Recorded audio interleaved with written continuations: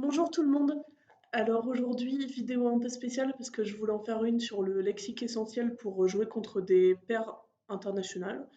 Donc pour les cas où vous allez jouer à l'étranger ou alors quand vous allez jouer par exemple des festivals ou des événements comme Strasbourg, là vous allez jouer contre des pairs étrangères nécessairement. Donc voilà, donc ça peut être bien pour, pour dialoguer sans avoir à appeler l'arbitre parce que c'est un petit peu la honte, de connaître un petit vocabulaire de base en anglais. Donc voilà. Dans mon petit diapo, j'ai mis des petites photos des différents événements auxquels j'ai participé. Donc voilà, je me suis un peu fait plaisir avec tous mes partenaires. Donc voilà, et Clara, Romaric, Anaïs. Bon voilà, pour commencer donc le vocabulaire de la compétition. Alors, bon, j'ai marqué plein de trucs, donc en fait, je vais, je vais un petit peu lire quand même. Alors, donc les cartes, ça se dit cards. Dans un tournoi donc qui se dit tournament, il y a un arbitre qui est le tournament director. Donc si vous appelez l'arbitre, c'est director please.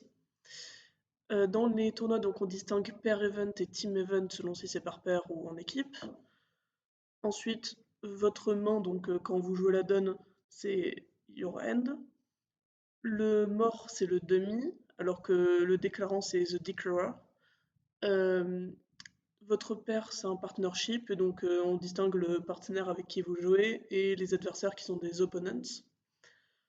Le donneur, bon ça c'est très visible sur les étuis, c'est dealer, donc vous avez déjà vu ce terme je pense. Les levées, c'est des tricks. Enchères, bids, d'ailleurs la boîte à enchères c'est bidding box. Et toute la séquence donc qui regroupe toutes les enchères, c'est the auction. Bon voilà, il y en a quelques qu'on utilise souvent et d'autres un peu moins, mais voilà. Là, dans le vocabulaire des joueurs et des couleurs, donc les quatre couleurs Spade, Heart, Diamond and Clubs. Il y a le sans atout, c'est no trump, parce que atout, ça se dit trump. Ensuite, les quatre joueurs, c'est North qui joue avec South, et West qui joue avec East. Ensuite, l'ordre des cartes, bon, je vous apprends rien, c'est Ace, King, Queen, Jack, 10, 9, 8, 7, 6, 5, 4, 3, 2. Une grosse carte, c'est High Card, en opposition à Low Card, que j'ai pas mis là pour une raison obscure. Les perdantes, les gagnantes, donc si par exemple vous avez envie de réclamer, donc de claim, vous pouvez dire, bah voilà, je vous donne ça, mes gagnantes c'est ça, donc my winners are, et ce que je perds, donc I lose two spade, par exemple. L'entame, alors je crois que j'en ai parlé un peu plus loin, mais dès qu'on joue une couleur nous-mêmes, donc c'est-à-dire, voilà, je suis en main, je joue une carte, mais en fait, les étrangers vont appeler ça lead. Et donc, alors que nous, en fait, on distingue l'entame et le switch. Donc, par exemple, si on est en main, bon, on peut continuer dans la couleur qui est en cours, mais en tout cas, quand on rejoue, on a tendance à dire ça switch. Et quand on rejoue dans la même couleur, je suis pas sûre que ça ait un nom particulier. Mais en fait, pour eux, tout ça, c'est dès qu'on reprend la main et qu'on joue pour le tour d'après. Et donc, l'entame, c'est opening lead, parce que donc, c'est la première. Donc, voilà. Sinon, dans le carding, donc ça c'est toutes les conventions du jeu de la carte. Donc low card, comme j'ai dit, c'est une petite carte. Donc jouer petit, c'est to play low. Alors il y a even et odd. Alors ça c'est pour décrire donc la parité. Moi mon petit moyen mémotechnique, c'est par rapport au nombre de lettres, parce que je sais pas pourquoi, genre j'arrivais pas à retenir ce qui était quoi sinon. Genre odd, ça me faisait beaucoup trop penser à pair, mais je sais pas trop pourquoi. C'est peut-être parce que le mot est moins joli, je sais pas. Mais bref, et du coup, moi, je compte les quatre lettres donc de even et je sais que c'est pair et odd c'est impair. Donc avec ce petit moyen mémotechnique. Bon voilà, vous en avez probablement pas besoin. Défausser, c'est tout discard. Preference signal, donc c'est le signal de préférence. Bon, c'est très transparent, donc c'est-à-dire par exemple si j'entame un as, qu'il y a un singleton au mort et que mon partenaire il met par exemple une grosse carte, ce sera un preference signal pour la carte, pour la couleur la plus chère. Donc après, ça me fait penser que si il y a un vocabulaire qui manque, le mieux c'est d'expliquer directement ce que c'est. Par exemple, j'en sais rien moi. Si vous jouez une ouverture spéciale, par exemple, en fait, il vaut mieux expliquer directement ce que c'est plutôt que de dire. En fait, c'est comme par exemple les gens qui disent Muderberg ou j'en sais rien pour les deux majeurs avec une mineure. Bon, globalement, si vous connaissez pas le nom, il suffit de dire bah, c'est 5 cartes dans la majeure et 4 cartes dans la mineure. Donc en fait, c'est un peu pareil dans le jeu de la carte. C'est-à-dire que Si vous n'avez pas préférence signal dans la tête, bah, vous dites juste, bon là il a mis une grosse carte, ça m'appelle dans la plus chère quoi. Il appelle pour, bah, par exemple pour les pics si c'est évident, et puis comme souvent vous prenez pas la tête. Bon voilà. Sinon standard signal, c'est, bah, enfin en fait c'est notre système un petit peu qu'on joue en France puisque c'est gros appel. Alors que par contre, petit appel, donc c'est pas standard. C'est pour ça d'ailleurs que UDCA, donc souvent les étrangers, ils ont ça sur leur feuille de convention. C'est upside down count attitude, c'est qu'en fait ils jouent tout en inversé, c'est-à-dire la parité inversée et appel inversé, donc petit appel. Donc ça c'est, voilà, au moins ils ont conscience qu'ils jouent inversé, donc voilà. Sinon, force best, donc ça se dit, la quatrième meilleure, donc qu'on joue à sens de tout nous. Et ils appellent ça aussi seconde force, donc ça c'est une... bah, en fait, il y en a qui jouent ça à la couleur aussi, et donc c'est une parité inversée en quelque sorte. Donc voilà, third and fifth c'est notre parité normale, donc c'est-à-dire dans ta la plus petite dans 3 et dans 5 cartes grosso modo. Et donc ceux qui jouent juste la parité inversée mais pas les appels inversés, par exemple, ils vont dire qu'ils jouent le reverse count. Donc voilà. Sinon, sur la feuille de convention, donc surtout pour la rédiger, parce que je sais que nos premières avec ma partenaire, c'était un peu compliqué comme on n'avait pas tout le vocabulaire et donc il y avait plein de fautes. Mais voilà.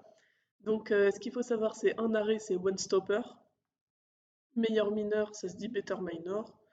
Weak 2 pour le 2 faible. Et donc après, ça c'est si vous jouez donc de cœur qui est du cœur et de pique qui est du pique, parce que sinon après le multi, bah, c'est international. Texas, ça se dit transfert, parce qu'en fait, Texas, ils connaissent le mot, mais en fait, c'est une convention spécifique. Alors, c'est sur un sens et tout, quand on dit par exemple 4 carreaux qui est transfert. Donc, c'est-à-dire, c'est une situation voilà, spéciale, et pour eux, si on dit Texas, ils vont jamais comprendre si c'est un sens et tout passe de cœur pour du pic, par exemple, ou des choses comme ça. Donc, voilà. Donc, bon, vaut mieux dire transfert pour tout dans le doute. Sinon, pour dire qu'on réveille donc après deux passes, c'est balancing bid. On peut aussi dire reopening. Je crois qu'il y en a un qui est plus anglais et l'autre plus américain, mais bon, je crois que c'est plutôt balancing qu'il faut utiliser à choisir. Sinon, le soutien, c'est raise, donc par exemple un cœur passe trois cœurs. Si vous le jouez faible, par exemple, c'est donc weak raise. Et si vous jouez ça, par exemple, limite, c'est limit raise. Intervention, ça se dit overcall. Redemande, c'est rebid, donc quand on réenchérit. Pour décrire sa distribution, donc par exemple, si vous avez envie d'expliquer que bah, si vous jouez le Walsh, par exemple, un trèfle passe un carreau, passe un cœur, par exemple, que c'est distribué parce que sinon vous dites un sens et tout. Mais après, vous pouvez dire qu'un sens et tout, c'est censé être balanced, donc avec 4 cartes en majeur possibles, et que du coup, un majeur, c'est unbalanced or semi-balanced. Voilà. C'est un exemple, mais c'est assez utile parce que sinon après on est obligé de décrire toutes les distributions, genre ça peut être un 4 de 2, ça peut être machin, enfin c'est un peu embêtant quand même. Sinon, le contre c'est double, et donc on distingue le contre d'appel take-out double, penalty double c'est le contre punitif, et redouble c'est le surcontre. Bon, il y a d'autres sortes de contre, mais c'est les principaux.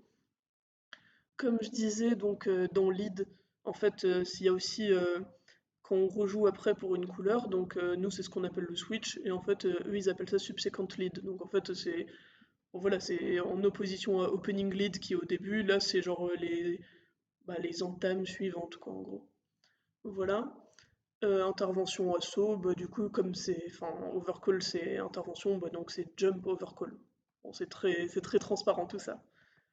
Bon voilà, pour finir, donc là c'est pendant le jeu de la pendant le jeu de la carte.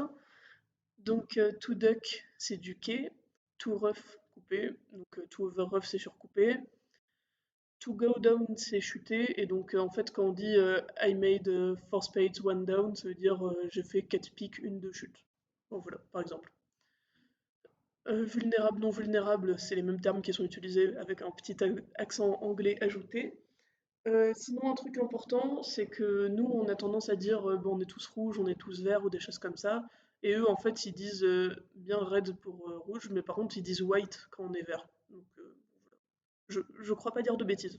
Je crois bien que c'est ça. Mais donc voilà. Donc, si par exemple ils disent all white, c'est qu'il y a personne vulnérable. Et sinon, un truc important, c'est chicane qui est void. et le singleton, doubleton, donc on utilise le même terme, on peut dire singleton, doubleton. Un truc important que j'ai pas marqué, c'est que bah, du coup, quand on dit par exemple, j'en sais rien moi, qu'on peut ouvrir dans le sens de tout avec un roi sec, en fait c'est Steve King pour dire roi sec. Bon voilà, je sais pas si j'ai oublié des trucs, mais bon voilà, c'était l'idée. Donc bon, n'hésitez pas à me dire en commentaire si vous avez d'autres questions ou si j'ai oublié des trucs, c'est totalement possible. Donc voilà, bon, j'espère que ça aurait été utile à certains d'entre vous. Et bonne chance dans vos futures compétitions internationales.